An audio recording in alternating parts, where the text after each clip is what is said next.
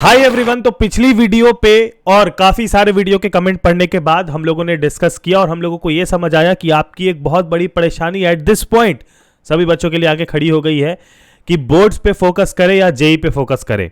आपके जितने भी दोस्त हैं जो कि बोर्ड्स की प्रिपरेशन कर रहे हैं उनसे इस वीडियो को जरूर शेयर करना और नीचे कमेंट में ये जरूर कमेंट करना कि तुम बोर्ड्स में कितना परसेंटेज टारगेट लेके चल रहे हो और क्यों बोर्ड्स पे तुम टारगेट क्यों बना रहे हो, ना कि तुम सिर्फ 75% क्राइटेरिया अगर है तुम्हारा कि बस इससे मेरा काम निकल जाए तो उसका रीजन बताना, या फिर अगर तुम्हारा यह है कि 75 से तुमको ज्यादा यानी 90s में स्कोर करना है तो क्यों करना है उसके पीछे का कारण जरूर बताना नीचे। मैं जानना चाहूंगा। आई नो कि ये बहुत ही वाहियात सवाल मैंने किया है कि कारण क्या हो सकता है किसी को 90 प्लस स्कोर करने का। सब चाहते हैं कि उनका ज्यादा से ज्यादा है, लेकिन प्रायोरिटी यहां पर थोड़ी सी डिफरेंट हो जाती है अगर कोई बच्चा जेई की प्रिपरेशन कर रहा होता है तो इस वजह से मैं तुमसे ये सवाल करना चाहूंगा। तो चलो अब आज की वीडियो को स्टार्ट करते हैं और मैं तुमको बताता हूं बोर्ड्स या जेई क्या है तुम्हारी प्रायोरिटी, कैसे मैनेज कर सकते हो और क्यों, किसको ज्यादा टाइम देना चाहिए। ये सबसे बड़ी बात।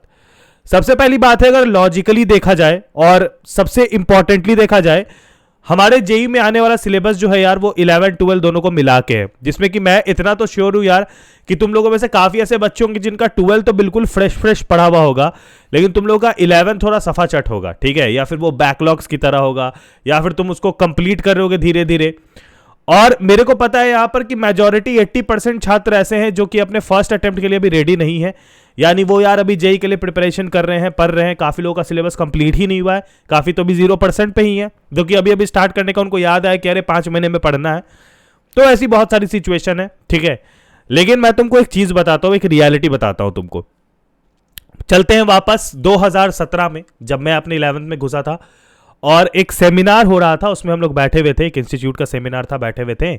तो वहां पर एक काफी अच्छे डायरेक्टर आए जिन्होंने काफी सारे रैंकर्स निकाल रखे थे, वो हमारे सामने ऐसे खड़े हैं और सेमिनार में लगभग रखो कि यार 2000 के आसपास बच्चे भरे हुए हैं। तो 2000 के आसपास बच्चे भरे हुए, हम लोग उस इंसान को देख रहे हैं वो सेमिनार में कि क्या बोल रहे हैं। उन्होंने हम लोगों से एक चीज पूछी कि यहां पर कितने लोग हैं जिनको बोर्ड्स में 90% प्लस चाहिए। अब ऑफकोर्स ही बात है, मेरा तो एकदम था यार कि हाँ 12 बोर्ड्स में भी चमकना है, तो हमने हाथ उठा दिया। गिन चुन के उन 1000 बच्चों में मात्र ऐसे 20-25 बच्चे थे जिन्होंने हाथ उठाया, बाकी किसी ने नहीं उठाया। तो उन्होंने ऐसा बोला कि बाकी लोगों ने क्यों नहीं उठाया, तो एक ही चीज कस के आवाज आई कि जेईई। तो मैंने सोचा जेईई क्यों बोल रहे हैं, क्योंकि लोगों ने पहले से ये डिसाइड कर लिया था कि उनका जो प्रायोरिटी पैरामीटर है वो लाई करता है जेई पे। वो 12th के सिलेबस को उतना प्रायोरिटी नहीं देते हैं जितना वो 11 12 को साथ में प्रायोरिटी दे रहे हैं, क्योंकि ऑफकोर्स दोनों से आ रहा है।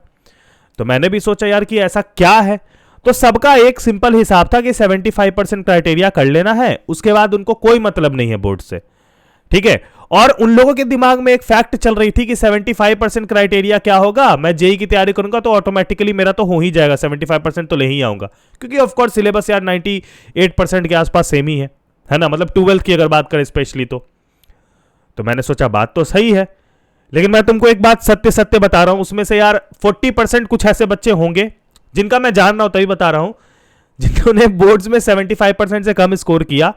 हाँ, but they manage to score a good marks in JEE, अच्छे परसेंटाइल लेके आए, बट उन्होंने काफी कम स्कोर किया बोर्ड्स में।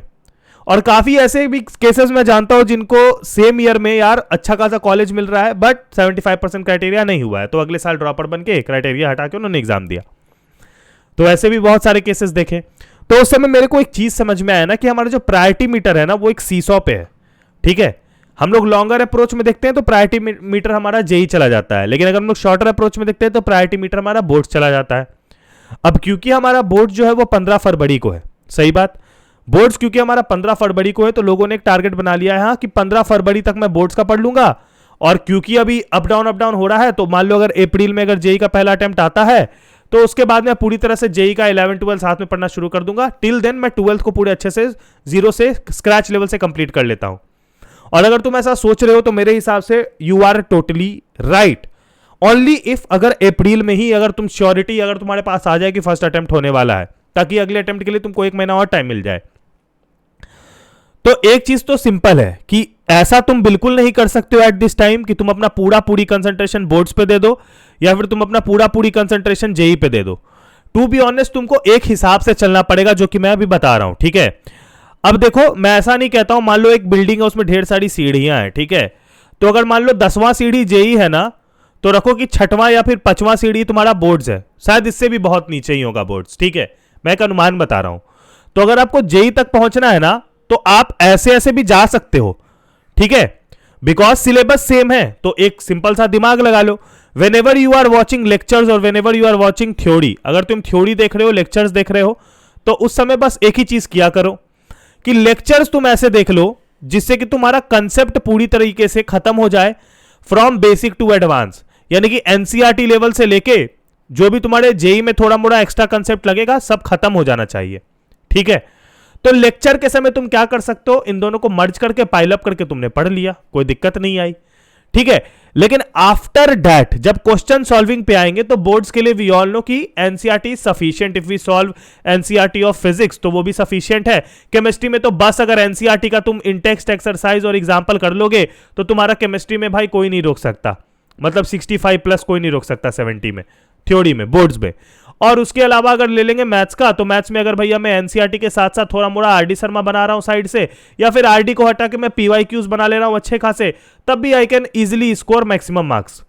तो बोर्ड्स का सिंपल लॉजिक है, एनसीईआरटी पढ़ लिया, पीवाईक्यू कर लिया, काम खत्म हो गया, है ना। लेकिन यहां पर हम लोगों को सीढ़ी की जो बात करी इसी सिचुएशन के लिए करी थी कि मान लो कि तुम बोर्ड्स के लिए पढ़ रहे हो, ठीक है, तो सिंपल हिसाब रखा करो, अपना एनसीईआरटी और पीवाईक्यू तुम बना रहे हो जैसे, तो तुम्हारा उससे जेई के लिए जो बेसिक कंसेप्ट है वो निकल जाएगा। ऐसा तो नहीं है कि मैथ्स अलग आता है उसमें अलग आता है, नहीं, लेवल का फर्क है। फिजिक्स में हाँ मानता हूं कि इसमें थ्योरेटिकल भी है, डेरिवेशंस भी हैं और उसके बाद न्यूमेरिकल्स भी है, लेकिन उसमें मेजॉरिटी न्यूमेरिकल्स ही होती है। केमिस्ट्री में भी मानता हूं कि लॉजिकल काफी चीजें मिल जाती है, इनफैक्ट कि केमिस्ट्री में तुमको मेंस की अगर बात करी जाए तो एनसीईआरटी तो बहुत है यार, उसके लिए मेंस के लिए एनसीईआरटी गोल्डन बुक मानी जाती है फॉर केमिस्ट्री, किसी से भी पूछना। तो इस तरीके से क्या हो सकता है कि हमारे थ्योरी वाला पैटर्न तो भैया हम लोगों का एक टाइम में हम दोनों भी पढ़ लेंगे। अगर हम लोग 12th बोर्ड्स का भी जीरो से पढ़ना स्टार्ट कर रहे हैं, साथ में जेई का भी जीरो से ही कर रहे हैं, 12th वाला सिलेबस ऑटोमेटिकली तो जीरो से कर रहे हैं, तो हम लोग आराम से 100 पहुंच जाएंगे, covering boards and JEE both in the part of theory. But जब क्वेश्चन सॉल्विंग की बात होगी तो एक सीढ़ी और एक स्टेप बना लेना है क्वेश्चन सॉल्विंग के लिए। क्या? एक सिंपल प्रोसेस। सबसे पहला प्रोसेस तुम्हारा हो जाएगा एनसीईआरटी के एक्सरसाइज, इन टेक्स्ट और एग्जांपल सॉल्व करना। सेकंड स्टेप हो जाएगा प्रीवियस ईयर क्वेश्चन सॉल्व करना, जो कि होगे बोर्ड्स के। थर्ड स्टेप हो जाएगा तुम डीपीपी बना लेना, जो कि होगे जेई लेवल के, ठीक है। तुम डीपीपी, कोचिंग मटेरियल्स या फिर तुम कोई भी पीवाईक्यू जेई के कुछ भी बना सकते हो। और फोर्थ लेवल में तुम चल जाओगे, थोड़े से एडवांस लेवल के क्वेश्चन देख लोगे एक आध, ठीक है। ये अगर तुम्हारा प्रॉपर स्टेप रहेगा तो इसमें तुम्हारा बोर्ड्स और जेई दोनों कंप्लीट होगा, और दोनों के लिए तुमको अलग अलग टाइम देना नहीं पड़ेगा, क्योंकि तुम क्या कर रहे हो, तुम एक सिंपल कॉन्सेप्ट लगा रहे हो, भैया सुबह के टाइम पे हम बोर्ड्स के लिए पढ़ लेते हैं, थ्योरी हो जाता है मेरा काम, शाम के टाइम पे हम जेई का क्वेश्चन बना लेते हैं। तो एक रियलिटी बता रहे हैं, ऐसे करोगे तो एक तो टाइम भी ज्यादा जा रहा है, ऊपर से एक दिन में एक ही सब्जेक्ट कंप्लीट हो पा रहा है। उससे बेटर है कि अगर हम लोग बोर्ड जेई के इस पैटर्न से जाएं कि हम लोग लेवल स्टडी करें, लेवल वाइज स्टडी करें, तो एक तो दोनों चीजें थ्योरेटिकल एक बार में कंप्लीट हो जाएगा और क्वेश्चन वाला भी एक बार में कंप्लीट हो जाएगा। तो बेसिकली एक चैप्टर में जिसमें तुम एक सब्जेक्ट के एक चैप्टर को करने में तुम 4 दिन लगा रहे हो, अब 4 दिन लगेगा, लेकिन वही 4 दिन में 3 चैप्टर अराउंड कंप्लीट हो जाएगा अगर अल्टरनेटिवली पढ़ रहे हो 3 सब्जेक्ट। ऐसे सिर्फ एक सब्जेक्ट का एक चैप्टर कंप्लीट हो रहा था 4 दिन में। तो एक ये पैटर्न इस समय पे बहुत ज्यादा जरूरी है, जब तुमको बोर्ड्स और जेई दोनों ध्यान में रखना है, तो इस समय पे ये पैटर्न सबसे इंपॉर्टेंट है, ठीक है। अगर तुम्हारे पास अभी प्रायोरिटी मीटर में ये घूम रहा है कि मैं पढ़ूं क्या, कि मैं इसको पढ़ूं या उसको पढ़ूं, अगर ये दिमाग में आ भी रहा है यार, तो ऑनेस्टली मैं बताता हूं ये बात, मैंने ऐसे काफी, मतलब पिछले साल मैंने बहुत ऐसे बच्चे देखे हैं जो 75% क्राइटेरिया के लिए, तुमको मैं बताता हूं, बोर्ड्स का रिजल्ट आने के बाद सबसे पहला कमेंट आता है, भैया जेई में 75% क्राइटेरिया रहेगा इस साल, रहेगा इस साल, रहेगा इस साल, सब पूछते हैं।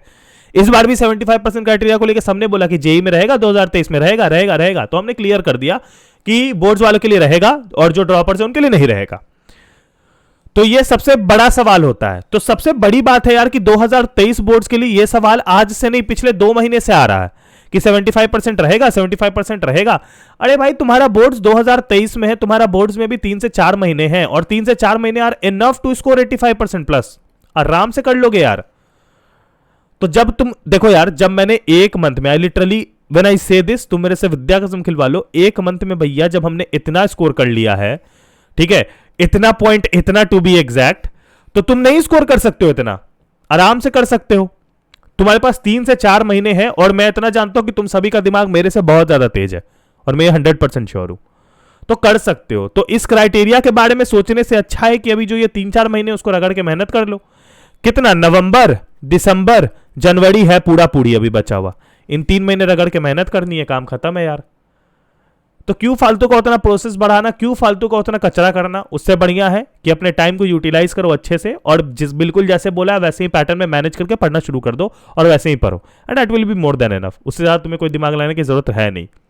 अगर तुम्हारा इसके अलावा कोई और भी डाउट है तो नीचे कमेंट में डाल देना, उस पर मैं वीडियो जरूर बना देगा, क्योंकि यार जेई कंसेप्ट एक ऐसा चैनल है जो आपके डाउट्स पे काम करती है। जेई कंसेप्ट में हम लोग अपने मन से कोई वीडियो नहीं बनाते, हम आपके डाउट्स देखते हैं कि आपको कहां प्रॉब्लम आ रही है, और जहां पर आपको प्रॉब्लम आ रही है उसका सॉल्यूशन हम लोग लेके आते हैं वीडियो फॉर्मेट में, चाहे मैं लाऊं, संकल्प लाए या फिर विनीत सर लाए, लेकिन हम लोग लाते हैं। तो इसीलिए चैनल को सब्सक्राइब जरूर करना और बेल आइकन दबाना, ठीक है? तब तक के लिए अपना ख्याल रखना। Bye bye, take and peace, जय हिंद, वंदे मातरम।